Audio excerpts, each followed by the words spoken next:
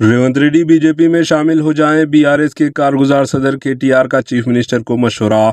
BRS के working president KTR ने कहा कि मुनासिब वक्त पर chief minister Revanth Reddy BJP में शामिल हो जाएंगे। इन्होंने कहा कि मरकज की बीजेपी हुकूमत चीफ मिनिस्टर रेवंत रेड्डी की मुहाफिज बनी हुई है। इन्होंने कहा कि मरकज में बीजेपी हुकूमत कांग्रेस के खिलाफ लड़ रही है, लेकिन तेलंगाना में मरकज की बीजेपी हुकूमत चीफ मिनिस्टर रेवंत रेड्डी की हर तरफ से तहफ़्फ़ुज़ कर रही है, क्योंकि कांग्रेस के 15 महीनों की हुकूमत में चीफ मिनिस्टर रेवंत रेड्डी कई एक बदउनवानियों में मुलव्वस हुए, लेकिन अब तक मरकज़ की जानिब से चीफ मिनिस्टर के खिलाफ कोई कार्रवाई नहीं की गई। इन्होंने कहा कि कालेश्वरम प्रोजेक्ट के खतरे में पड़ने की रियासती हुकूमत की इत्तलात पर मरकज़ी हुकूमत फौरी चौकस होते हुए नेशनल डैम सेफ्टी अथॉरिटी के जरिए तहकीकात करवाई और कालेश्वरम प्रोजेक्ट में मुबैना बदउनवानियों का इल्ज़ाम आयद करते हुए बीआरएस के कायदीन को हिरासान किया गया।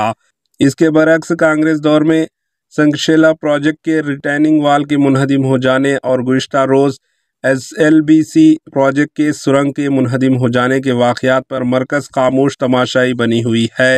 इन्होंने कहा कि मरकज़ी हुकूमत को 2 हादसात पर तहक़ीक़ात करवानी थी, लेकिन ऐसा कोई इक़दाम नहीं उठाया गया, जिससे ये वाज़ेह होता है कि मरकज़ की बीजेपी हुकूमत चीफ मिनिस्टर रेवंत रेड्डी की हर तरह से बचाने की कोशिश कर रही है। केटीआर ने कहा कि मुल्क भर में राहुल गांधी बीजेपी पर तनकीदें कर रहे हैं, लेकिन ताजुब की बात है कि तेलंगाना में कांग्रेस पार्टी बीजेपी के साथ मिलकर काम कर रही है।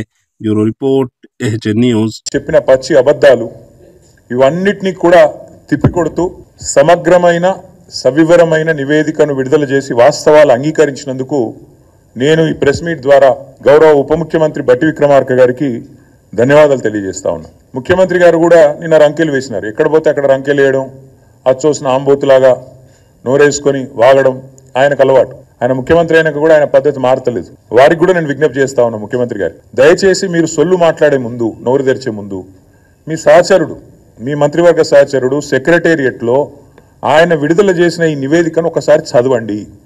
పోనీ చదివే తీరిక ఓపిక తమరికి లేకపోతే మీ పక్కన పెట్టుకున్న అడ్వైజర్లు ఉన్నారు కదా, 5గురో 6గురో, వాళ్ళతో చెప్పించుకోండి, కనీసం ఒక రిపోర్ట్ తెప్పించుకొని నేను ఏముందో చదువుకోండి। చదువుకోకుండా వాగితే మీతో పాటు రాష్ట్ర పరువు కూడా గంగలో కలుస్తున్నది।